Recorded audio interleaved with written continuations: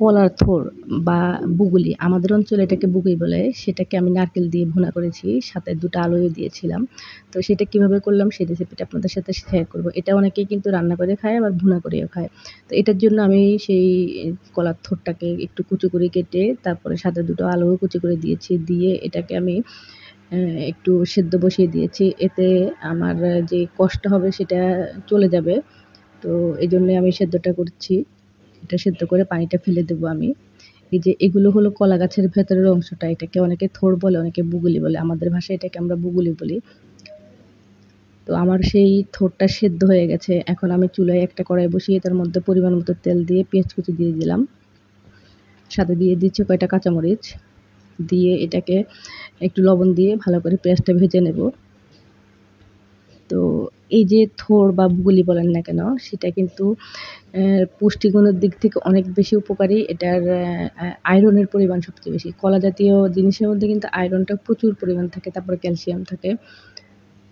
আসলে কলা গাছের কোনো অংশই কিন্তু ফেলা যায় না। প্রত্যেকটা অংশই খেতে ভালো লাগে এবং মানুষ সেটা খায়ও খুব মজা করে। তো আমার পেঁয়াজটা যখন ভাজা হয়ে গেছে তার মধ্যে আমি একটু আদা বাটা আর একটু রসুন বাটা দিয়ে দিলাম। দিয়ে আমি পেঁয়াজের সাথে বাটা মসলাটাও ভেজে নিচ্ছি, আর সাথে দিয়ে দিয়েছি একটু গোলমরিচ বাটা। তো এই কলার থোড়টা কিন্তু আপনি ডাল দিয়ে রান্না করে খেতে পারেন, মাছের মাথা দিয়ে খাওয়া যায়। তারপর আপনি বিভিন্নভাবে এটাকে ভেজেও খেতে পারেন। তো আজকে আমি নারকেল বাটা দিয়ে করতেছি। আপনারা কে নারকেল বাটা দিয়ে খেয়েছেন এটা অবশ্যই জানাবেন। আর আমার ভিডিওর কোনো অংশ যদি আপনাদের ভালো লাগে প্লিজ একটা লাইক করে ভিডিওটা দেখা শুরু করবেন। বাটা মসলা দেওয়ার পর আমি এখানে একটু হলুদের গুঁড়ো দিয়ে দিলাম। দিয়ে এটাকে ভালো করে মিশিয়ে নিচ্ছি। সাথে দিয়ে দিয়েছি একটু জিরে গুঁড়ো। এখানে কিন্তু আসলে মশলার পরিমাণটা আমি খুব কমে দিচ্ছি, অত বেশি মশলা লাগবে না। তো মশলাটা পুড়ে যাবে যার জন্য আমি একটু পানি দিয়ে দিলাম। দিয়ে ভালো করে কষিয়ে নিচ্ছি। আর একটু গরম মশলা বাটা দিয়ে দিলাম। এখানে আমি একটু ধনে গুঁড়োও দিয়েছি। মশলাটা খুব ভালো করে কষাইয়ে নেব এখানে। একটু পানি দিয়ে আমি মশলাটাকে কষিয়ে নিচ্ছি। তো মশলাটা যখন ভালো করে কষানো হয়ে যাবে তার মধ্যে আমি বেটে রাখা নারকেলটা দিয়ে দেবো। এখানে অল্প একটু নারকেল নিয়েছি আমি, ধরুন ২ টেবিল চামচের চেয়ে একটু বেশি হবে এরকম। এটাকে আমি বেটে তারপরে নিয়েছি। আপনারা ব্লেন্ডারেও এটাকে করে নিতে পারেন। সেটা আমি মসলার সাথে দিয়ে খুব ভালো করে কষিয়ে নিচ্ছি।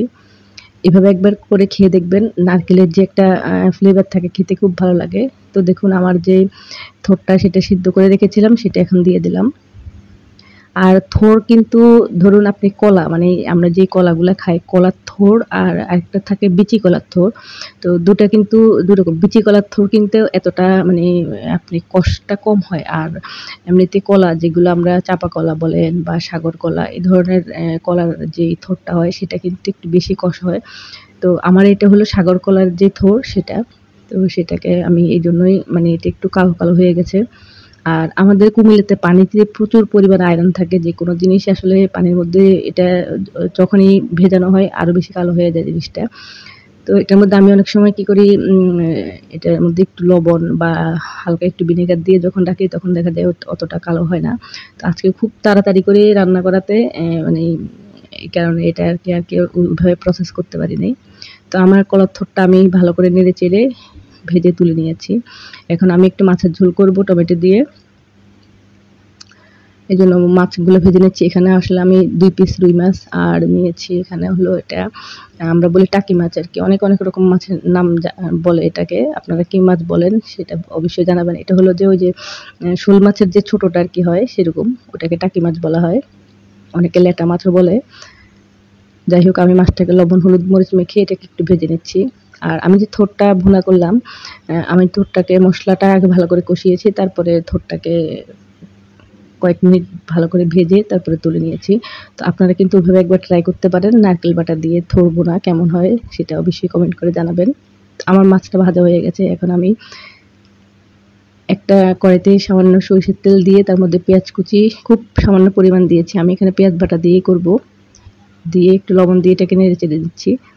আসলে আমরা ঘরোয়া যে রান্নাটা করি আরকি সবসময়, তো আমরা কিন্তু অত হিসেব করে করি না। যতটা সম্ভব মানে তাড়াতাড়ি করে করার জন্য তো দেখা যায় অনেক কাজ থাকে। শর্টকাটে যেভাবে সম্ভব। আর গৃহিণীরা কিন্তু যখন রান্না করে তাদের কিন্তু একটা আইডিয়া হয় যে কতটুকুতে কতটুকু দিতে হয়, ওইভাবে রান্না করে নেয়। তো আমার পেঁয়াজটা ভাজা হয়ে গেছে। এখন একটু আমি এখানে ২ চামচ পেঁয়াজ বাটা আর ১/২ চামচ রসুন বাটা দিলাম। সাথে দিয়ে দিয়েছি একটু হলুদের গুঁড়ো, দিয়ে এটাও মশলাটা কষিয়ে নেব।